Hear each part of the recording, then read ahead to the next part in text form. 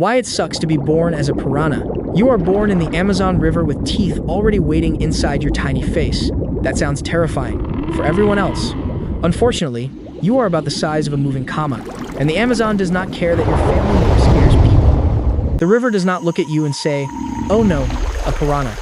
It looks at you and says, "Snack with ambition." You hatch from an egg near the riverbed, surrounded by hundreds of siblings breaking out at once.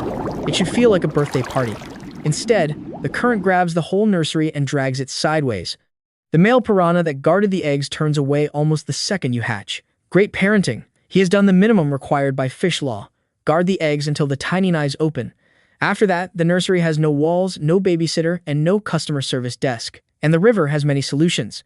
You sink and bite at egg debris because your first meal is apparently the box you came in. Your jaws are small, but the teeth are already there, like nature installed knives before common sense. A catfish slides through the nest with its mouth open, sweeping along the riverbed like a vacuum cleaner with no moral limits. It sucks in sand, eggshells, and several of your siblings. You let go and shoot toward the weeds. You press yourself against the base of the stems and go still. The catfish sweeps the nest, swallowing anything slow, exposed, or unlucky. You survive because you are not brave. Excellent start. Then a juvenile piranha comes in from the edge of the weeds. This is worse. The catfish was a monster. The juvenile piranha is your future with worse manners. It picks off exposed hatchlings one by one, snapping forward without slowing down. Your siblings are not family anymore. They are calories with eyes. You push deeper into the weeds and flatten against a root. No revenge, just a tiny fish pretending to be furniture. By the end of the first day, the nest is almost empty. You are alive. That is not the same thing as safe. A few weeks pass, and you join a juvenile shoal near the riverbank. Now you are bigger, faster, and slightly less embarrassing, picking at insect larvae near the surface. Then a wounded fish drifts into the shallows. Its body tilts sideways. Its fins twitch weakly. It is basically a floating dinner bell. Every piranha in your shoal turns at the same time. You rush in, tear a strip from its flank, and pull back before someone bites the food, your face, or both. Then a much larger piranha explodes up from below. It slams through the group like an angry frying pan with teeth. Juveniles scatter. The big piranha takes the rest of the fish in one clean pass and leaves. That is your first real lesson. Being first to the meal is also a fantastic way to become part of the meal. A river dolphin glides in from the side, smooth and quiet, which is rude because predators should at least look stressful. The dolphin is not trying to fight the whole shoal. It pushes the edge, trying to split off one juvenile. One small fish alone is food. A tight shoal is a confusing ball of bad decisions. Everyone pulls inward. You squeeze between two other piranhas until the group becomes one dark, shifting shape. The dolphin circles, trying to peel someone away. The shoal bends, tightens, turns, and refuses to break. Then the group darts toward a thick tangle of roots along the bank. You jam yourself into a gap behind the wood. The dolphin circles outside, annoyed that lunch has entered a building. It cannot follow. You stay hidden until the water goes quiet again. Your gills pump fast. Your body wants to bolt, but the safest move is doing absolutely nothing, which is annoying because panic always feels more productive. The shoal saved you. A few months later, the dry season drags the river backward.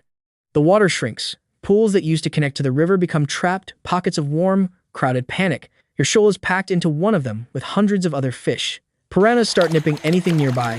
Fins, tails, flanks. If something moves, someone tests whether it is edible. If it does not move, someone tests anyway. One piranha hits your side and clamps onto your flank. You spin and bite back. Not because you are evil, because in a shrinking pool, politeness is how you become a skeleton. The attacker pulls away and chooses someone weaker. You do not need to be the strongest fish in the pool. You just need to be more trouble than the fish beside you. Then a long-legged waiting bird lands at the edge. Its beak shoots down and comes up with a fish. From above, everyone near the surface is just a snack with ripples, so you drop lower, away from the glittering top layer where panicking fish keep bunching together like volunteers. Every stab sends a shock through the pool. Smaller fish shove into you, then away from you, then back again, because nobody knows where safe is anymore.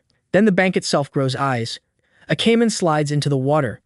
Its body pushes through the pool, and fish explode in every direction. The caiman sweeps its jaws through the center, snapping at whatever panic delivers. You drive toward the far edge and wedge yourself under a root sticking out from the bank. The caiman's snout sweeps past the opening. Too big, too slow, too late. Its jaws miss you completely. A few days later, rain raises the water just enough to connect the pool to a narrow channel. You leave behind the bird, the caiman, the hot mud, and the pool where your neighbors tried to eat your tail. But the main river is bigger, and bigger water has bigger problems. By 1 year old, your teeth have properly arrived. When your mouth closes, the upper and lower rows lock like two blades. You are no longer a baby with dental potential. You are a meat cutter with fins. Your shoal moves through a wide bend when a wounded fish appears ahead, tilting to one side. The group notices instantly. You close in from the left. Another piranha closes from below. Others fan out around the back. You bite, tear, and pull back. Another piranha takes your place. The wounded fish flashes silver and loses pieces. Then a second shoal arrives from downstream. Of course, nothing ruins dinner like strangers with the same teeth. The two groups collide. Bodies slam together. Jaws snap at anything close enough to qualify as meat. The wounded fish is still being eaten, but now so are fins, tails, and bad choices. You pull to the outside and circle. You wait. The younger version of you would have charged in and maybe donated part of your face to the community. Now you wait until a gap opens. Then you shoot in from the side, rip one last thick piece from the carcass, and vanish back out before the gap closes. A moment later, only bone turns slowly in the current. Your teeth made that possible. They are not just weapons. They are your job title. Every time they close, they tell the river you are no longer background prey. You are competition. But now everyone knows you are worth fighting. By 2 years old, the wet season floods the forest. The river spills between trees, roots, and drowned plants. Fruit drops in. Insects gather. Small animals make very bad travel decisions. For a piranha, the flooded forest is a buffet with branches. You are feeding alone on fallen fruit near a submerged root when something hits the water above you. A giant river otter drops from the bank. Bad news? It is fast. Worse news? It knows exactly where you want to hide. You turn toward the roots, but the otter cuts across your path and blocks the gap. Its jaws open. It is bigger, smarter, warmer, and extremely interested in turning you into lunch. So you do the only rude thing left. You turn into the attack. Your dorsal spine lifts as it lunges. The spine catches just enough to make the otter jerk back. 1 second. That is all you get. You blast through the opening and jam yourself into the submerged roots. The otter pushes its head into the gaps, but the wood is too tight. It circles outside. You do not move. It waits. You do not move harder. Eventually, it gives up and returns to the bank. For the first time, your body did not just help you feed. It helped you say no to something with pause. The flooded forest will not last. Water returns to the river, forcing everything back into the same channels, including you, including everything that eats you. By 4 years old, you are full-sized and near the front of the shoal. You are not the tiny comma anymore. Other fish make space for you. This feels powerful, which is nature's favorite setup for a lesson. The shoal moves along a wide bend when a tapir wades into the shallows on the far bank. It is huge. A walking barrel with legs. It lowers its head to drink. The shoal pauses. Everyone watches. This is not normal prey. This is a land animal that accidentally put part of itself into the wrong neighborhood. One piranha breaks from the edge and moves toward the tapir's leg. You follow. A few others follow you. The first piranha bites. The tapir kicks hard and stumbles into deeper water. That is the signal. The shoal commits. You drive in from below and bite before pulling back. Others hit from the sides. The water erupts with kicks, splashes, and flashing bodies. For a few seconds, it looks like the river itself is trying to eat the animal. Brown water kicks upward.